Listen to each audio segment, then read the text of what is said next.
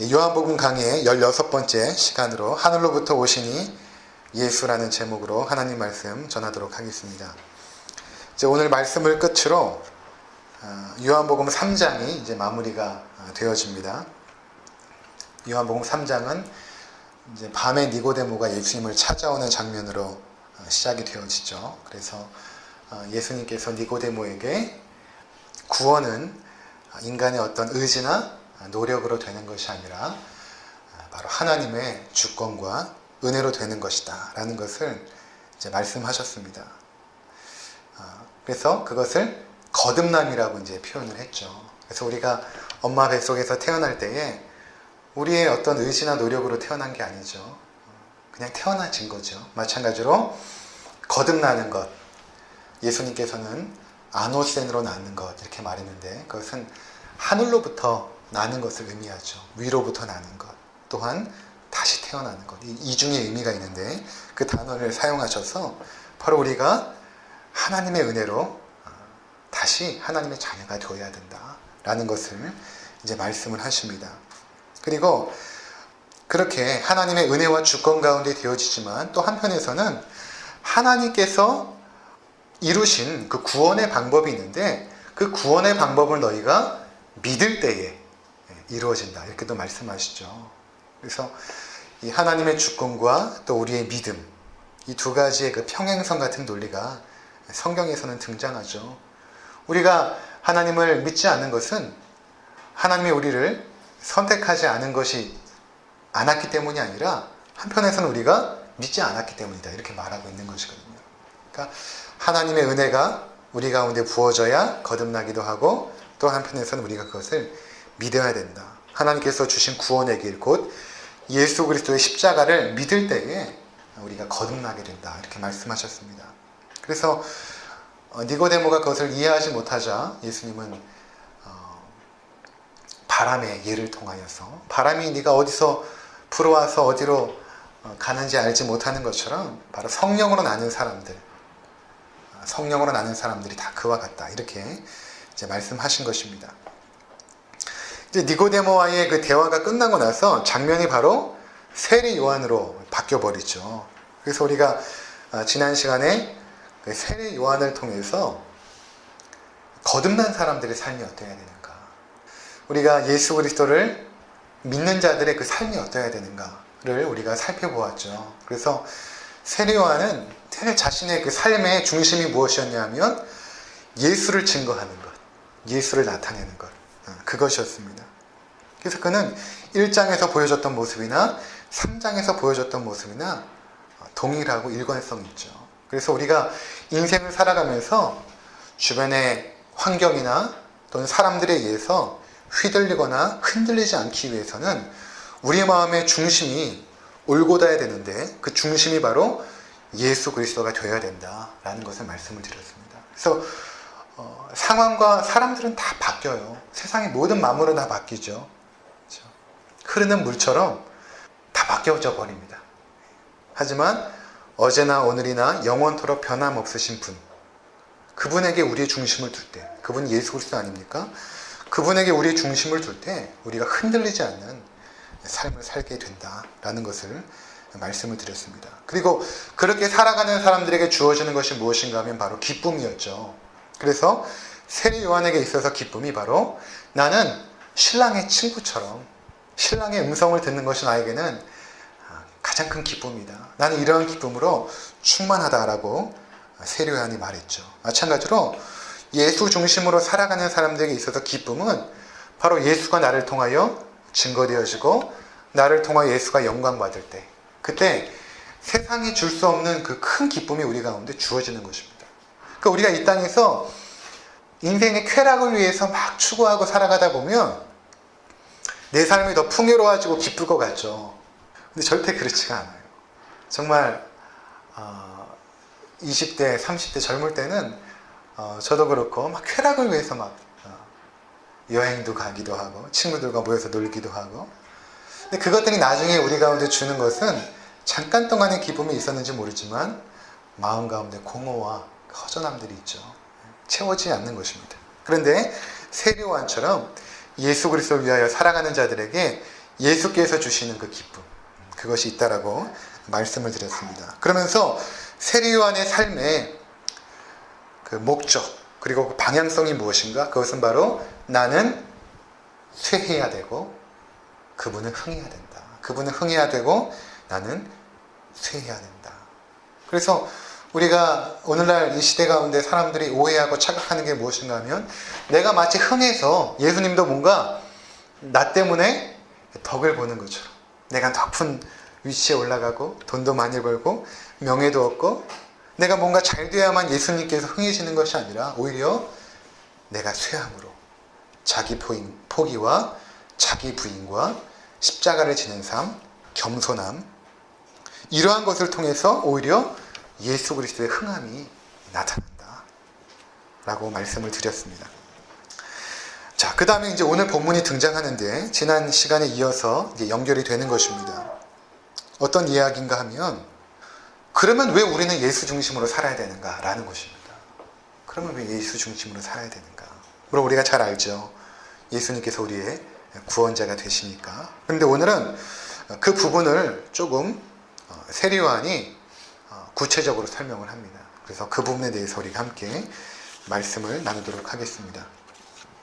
자, 먼저 세례요한이 이렇게 말합니다. 31절에 보면 예수님이 어떤 분이신가? 위로부터 오시는 이라고 이렇게 말하고 있죠. 또 34절에 보면 하나님이 보내신 이는 이렇게 말합니다. 위로부터 왔다라는 것과 하나님이 보내셨다라는 것은 그 동일한 의미인 것입니다.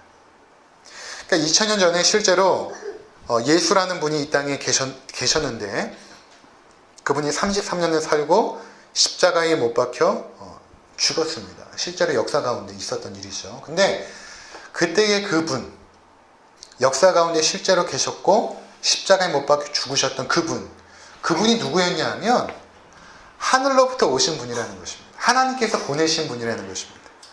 이 땅에 사는 모든 사람들은 땅에서부터 온 사람들이에요. 그렇죠? 근데 예수님만 하나님이 보내신 분이다 라고 말하고 있는 것입니다.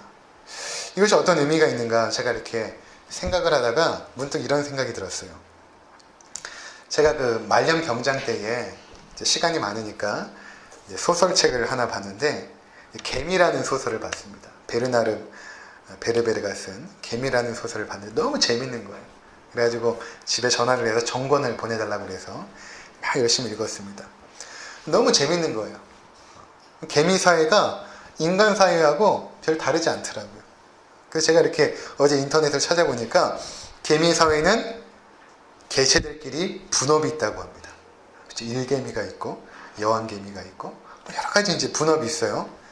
그리고 개미들끼리 의사소통을 합니다. 굉장히 놀라워요. 또 그들은 어떤 어려움이 있을 때에 그 복잡한 문제를 함께 모여서 해결하는 능력이 있다고 합니다. 자, 그래서 제가 이렇게 한번 생각을 해보았어요.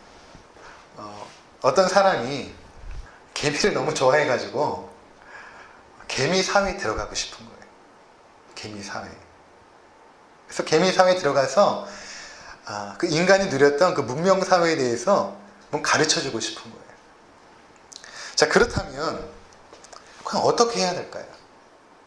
그 개미를 좋아하고 그 개미를 사랑하는 그 사람이 그 개미 사회에 들어가기 위해서는 반드시 개미가 돼야 되는 거죠. 그래서 개미 사회에 들어갔어요. 그래서 개미들과 소통을 해야 되는데 어떻게 소통을 해야 됩니까? 인간이 썼던 말로는 할 수가 없는 거예요. 그 개미들의 의사소통 방식으로만 개미들과 대화할 수 있는 것입니다. 자, 만약에 그렇게 이제 의사소통이 된다라고 이제 생각을 해봅시다. 그럴 때에 그 인간이 누렸던 이 문명사회를 개미들에게 아무리 알려줘도 개미들은 다 이해할 수가 없겠죠. 하지만 나름대로 그 개미들이 이해할 수 있는 그 인식 수준, 이해 수준에 맞게 열심히 인간의 문명에 대해서 말해줄 수 있을 것입니다. 뭐 이것과 비교할 수는 없겠죠. 하나님이 인간이 되신 것은. 그러니까 하나님께서 인간들에게 하나님 나라를 말씀하고 싶었던 거예요. 근데 그 방법은 오직 한 가지밖에 없는 것입니다. 그것은 바로 인간이 되는 거예요. 그래서 인간이 되셔서 이 땅에 오셔가지고 인간들이 사용하는 그 언어라는 매개체를 통하여 우리 가운데 이제 말씀을 하시는 것입니다.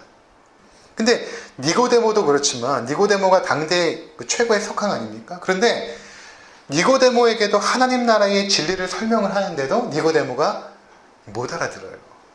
그러니까 예수님께서 거듭남이라는 단어를 사용하시고 또 바람의 비유를 사용하시고 예수님께서 이렇게 말씀하시죠.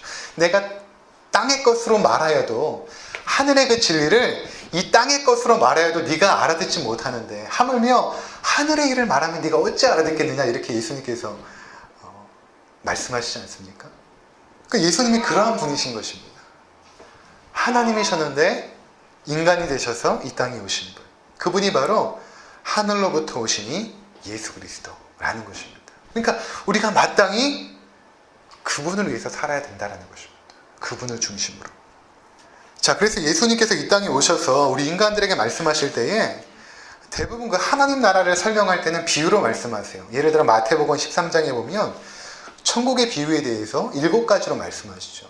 하나님 나라는 겨자씨와 같다. 하나님 나라는 누룩과 같다. 뭐 이렇게 비유를 통하여서 우리 가운데 증거하시는 것입니다. 그래서 우리가 지금 이해하고 있는 그 하나님 나라는 예수님께서 말씀하신 그 말씀을 통하여 우리 인간의 이해 차원에서만 이해하죠. 근데 그것이 다가 아니에요. 그것은 정말 우주의 한 먼지 정도에 될까요? 아마? 그 정도일 것입니다. 개미가 인간의 문명을 이해하는 정도의 차원? 그것도 안 될 거예요. 자, 그래서 세례 요한은 예수가 하나님께로부터 오신 분임을 알았던 것입니다. 그가 어떻게 알았는가? 이제 마태복음 1장이나 누가복음 1장에 보면 그 예수님의 탄생과 세례 요한의 탄생을 함께 이렇게 등장시키죠. 그래서 이미 세례 요한이 탄생할 때에 그의 부모 엘리사벳과 사가랴를 통하여 하나님께서 천사를 보내시고 이 세례 요한은 바로 메시아기를 예비하는 자가 될 것이다. 이렇게 말씀하시죠. 그리고 예수님이 태어날 때도 천사를 통하여서 요한에게 나타나서 예수의 육신의 아버지 요한에게 나타나서 네가 아들을 낳을 것인데 임마누엘이라 하리라. 곧 하나님이 우리와 함께 계시다 함이니라. 하나님이 바로 너의 아내가 될 사람, 그 마리아에게서 날 것이다. 이렇게 이제 말씀하셨던 것입니다. 그리고 이 마리아와 세례 요한의 어머니 엘리사벳은 그 사촌지간이에요. 이종 사촌지간. 그러니까 세례 요한이 예수님의 탄생부터 그의 성장 과정을 알았던 것이죠. 근데 우리가 일반적으로 생각해 볼 때에 가까운 사람일수록 잘 신뢰하지 못하죠. 사회에서 굉장히 존경받고 유명한 사람이라 할지라도 가정에서 존경받기가 사실은 쉽지 않거든요. 너무나 삶을 잘 아니까. 밖에서는 좋은 말하고 굉장히 멋있기도 하고 또 좋은 일도 많이 하고. 하지만 가정에서 삶을 보면 그렇지 않기 때문에 존경받지 못하는 경우가 많이 있습니다. 그런데 예수님은 그의 부모님도 그렇고 그의 형제들도 그렇고 친척이었던 세례 요한도 그렇고 예수님을 하나님의 아들로 어릴 적부터 인정했던 것입니다. 그것은 너무나 태어날 때부터 예수가 하나님이 보내신 분, 하늘로부터 오신 분을 명확히 알았기 때문에 이제 그랬던 것입니다. 특별히 세례 요한은 이제 나중에 예수님께서 이제 세례 받으러 나오시지 않습니까? 예수님께 이제 세례를 베푸는데 하늘로부터 성령이 이제 임하시는 것을 보죠. 그러면서 귀로는 똑똑히 이는 내 사랑하는 아들이요 내 기뻐하는 자라. 하나님의 음성을 듣습니다. 예수님이 세례받는 그 자리에 성삼위 하나님, 성부 하나님, 성자 하나님, 성령 한 분이 함께 계셨던 것이죠. 그것을 세례 요한이 봤기 때문에 정말 하나님이 보내신 분이구나. 하늘로부터 오신 분이구나. 라는 사실을 알았던 것이죠. 그래서 세례 요한은 평생토록 예수님 중심으로 그렇게 살았고 우리에게도 그분을 경배하고 그분을 위해서 살라고 말씀하고 있는 것입니다. 두 번째로 보니까 세례 요한은 예수님을 만물 위에 계신 분이라고 이제 말하고 있습니다. 31절에 보니까 이는 만물 위에 계시고 하늘로부터 오시는 이는 만물 위에 계시나니 이렇게 말씀하십니다. 이 만물 위에 계시다라는 것은 우리를 초월하신 분이라는 것입니다. 그러니까 예수님은 시간과 공간을 초월하신 분이세요. 근데 그 초월하신 분이 시간과 공간 속으로 들어오신 것이죠. 또 예수님은 전능하신 분이세요. 못하실 게 없어요. 그런데 예수님은 이 땅에 오셔서 자신의 능력을 제약시키십니다. 하나님의 뜻이 허락될 때에만 자신의 그 전능함을 사용하죠. 물이 포도주가 된 것처럼. 하나님의 뜻대로만 움직이셨어요.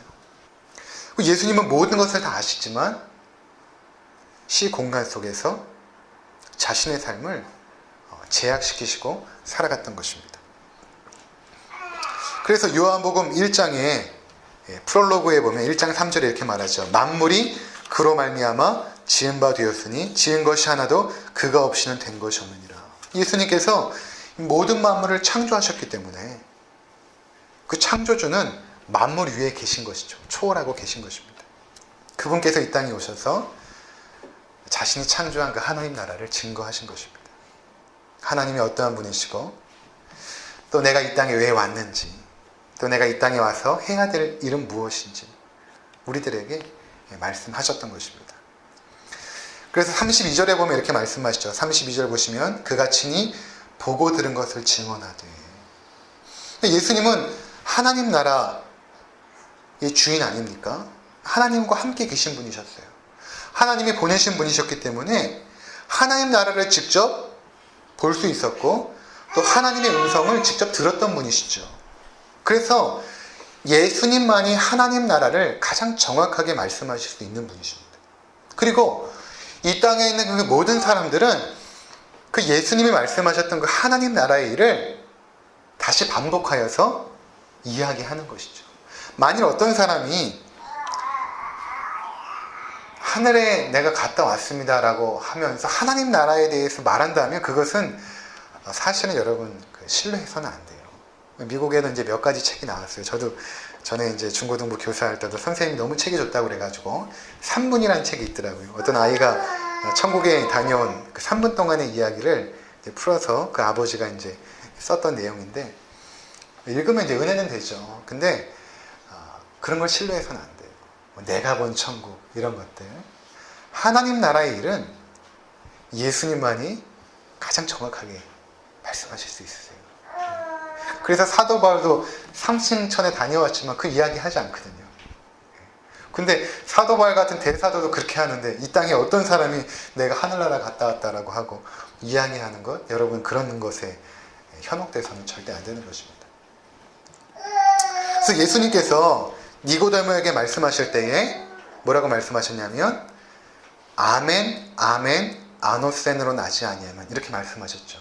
진실로 진실로 내게 이르노니 내가 거듭나지 아니하면. 이것이 이제 원어로 표현하면 아멘 아멘 아노센으로 나지 아니하면. 근데 이 아멘이라는 단어는 하나님의 말씀이 선포되어질 때 항상 따라 붙었던 단어거든요. 그러니까 예수님은 지금 이 땅에서 하나님의 말씀을 이제 하시는 거예요. 아멘 아멘 하면서 나의 말은 모두가 하나님의 말씀이다 라고 아멘으로 시작하셔서 말씀을 증거하셨던 것인 것입니다. 그런데 예수님께서 하나님 나라를 말씀하실 때에 예수님께서도 자신이 하고 싶은 말들이 있으셨을 거예요. 그런데 철저하게 예수님은 하나님께서 예수님에게 하라고 하신 말만 하세요. 그리고 예수님은 이 땅에서 자신의 뜻대로 움직이지 아니하시고 하나님의 시간표대로 하나님의 뜻대로만 움직이셨습니다. 그래서 나중에 보면 예수님이 십자가를 지기 전에도 간절히 기도하지 않습니까? 하나님 할 수만 있으면 이 잔을 내게서 옮기시옵소서. 근데 결국 하나님의 뜻이 십자가를 지는 것이었기 때문에 예수님은 십자가로 나아가십니다. 그리고 십자가에 달리셔서 죽으실 때 다 이루었다 이렇게 말씀하시죠. 다 이루었다. 뭘 다 이루었다는 것입니까?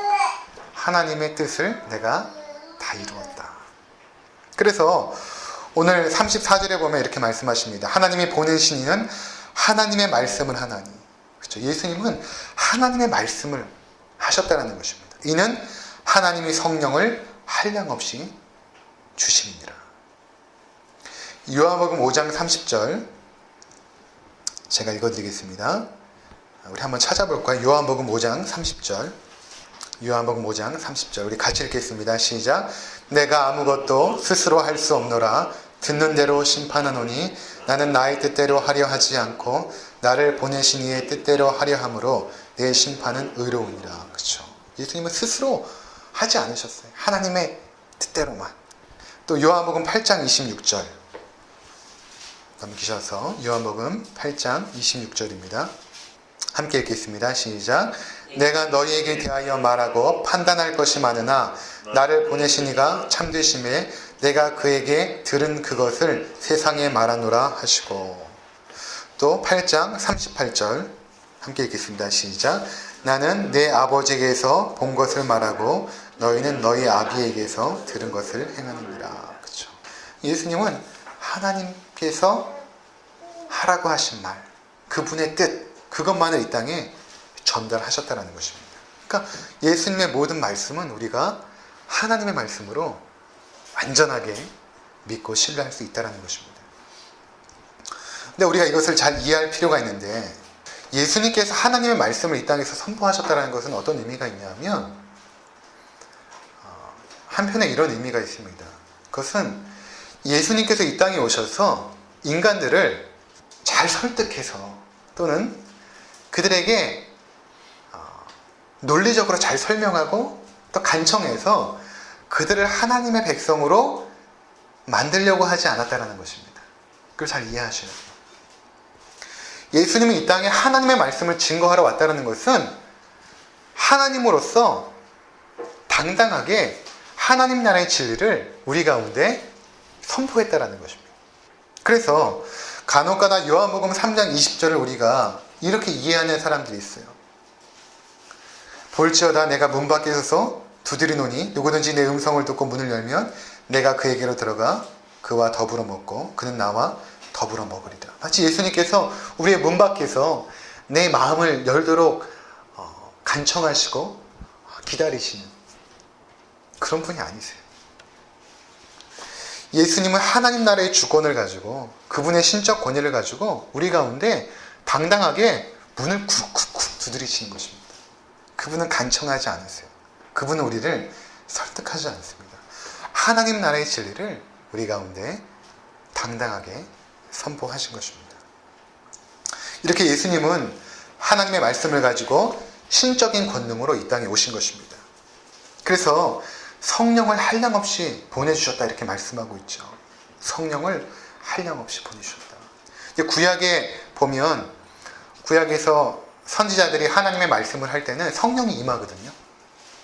그리고 하나님 말씀을 합니다. 그리고 나서 성령이 떠나요. 구약의 선지자들은. 그런데 예수님은 성령이 한량없이 부어졌기 때문에 예수님은 하나님의 말씀을 계속해서 우리 가운데 하셨다는 것입니다. 자, 이렇게 예수님의 오심으로 말미암아 우리 가운데 나타난 두 가지의 상반된 그 반응이 있었습니다. 하나는 무엇인가 하면 대부분의 사람들은 그 예수님을 멸시했어요. 그런데 그 가운데 소수의 무리가 그 예수님을 믿기 시작했다는 것입니다. 그들은 이제 우리들 아닙니까? 세상 사람들의 멸시하는 그 진리를 우리가 믿게 되었어요. 우리들이 과연 어떤 자들인가? 그리고 그 소수의 무리들은 어떤 자들인가? 이미 요한복음 1장 13절에 이렇게 말하죠. 그들은 하나님의 자녀들이다. 근데 그 하나님의 자녀들은 어떤 자들이냐면 혈통으로나 육정으로나 사람의 뜻으로 나지 아니한 하나님의 자녀들이다. 이렇게 말한 것입니다. 그래서 오늘 여러분 본문을 다시 보면 3장 32절, 33절을 보시면 그가 친히 보고 들은 것을 증언하되 그의 증언을 받을 자가 없도다. 그렇죠? 대부분 그 하나님의 아들의 증언을 받지 않았다는 것입니다. 그런데 33절에 그의 증언을 받는 자는 하나님이 참되시다는 것을 인쳤느니라. 그의 증언을 받는 자들도 있다라는 것입니다. 하나님의 자녀들이죠. 근데 그들의 고백이 무엇인가 하면 하나님은 참되시다.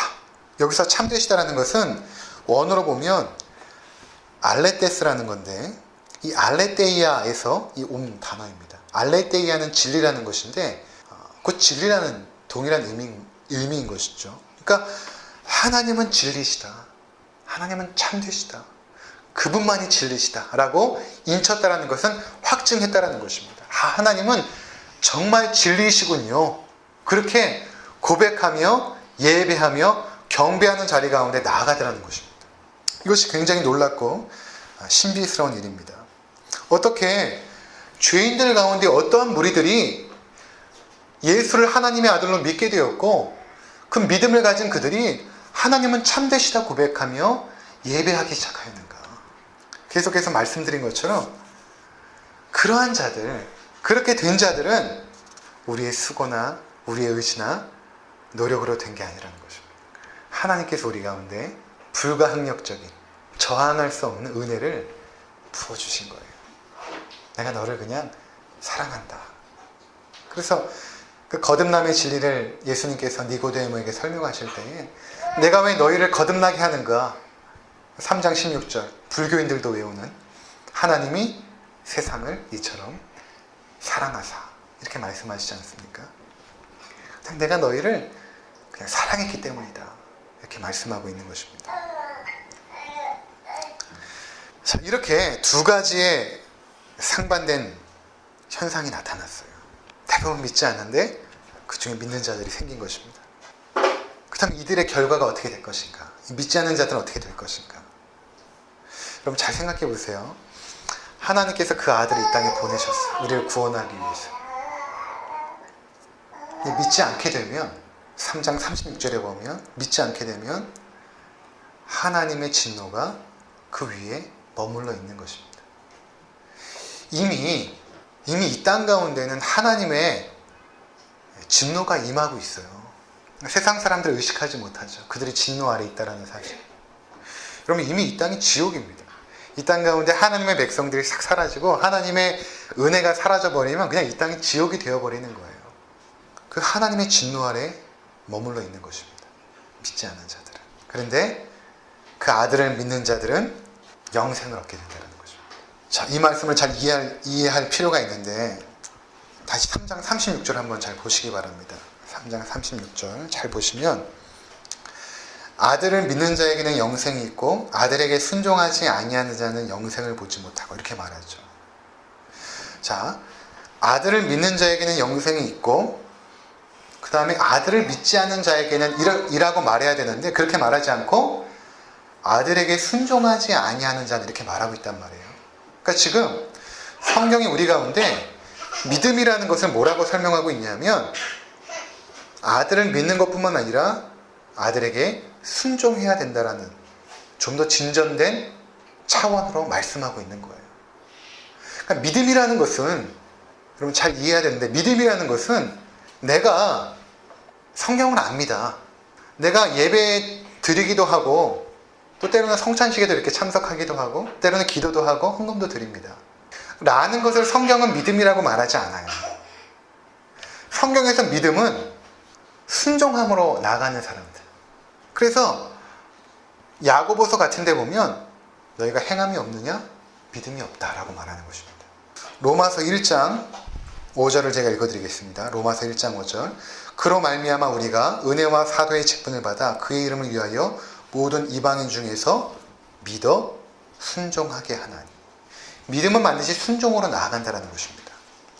데살로니가 후서 1장 8절과 9절 하나님을 모르는 자들과 우리 주 예수의 복음에 복종하지 않는 자들에게 형벌을 내리시리니 이런 자들은 주의 얼굴과 그 힘의 영광을 떠나 영원한 멸망의 형벌을 받으리로다.